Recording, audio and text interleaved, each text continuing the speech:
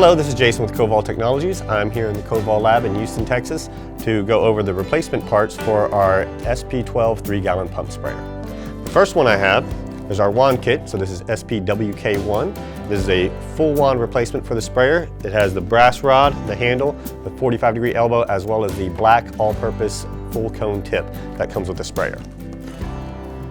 Next we have the nozzle repair kit, part number SPNK1. This has all 3 tips that come along with the sprayer. The 2 dome tips, 1 black all-purpose full cone tip, and 1 gray higher throughput tip.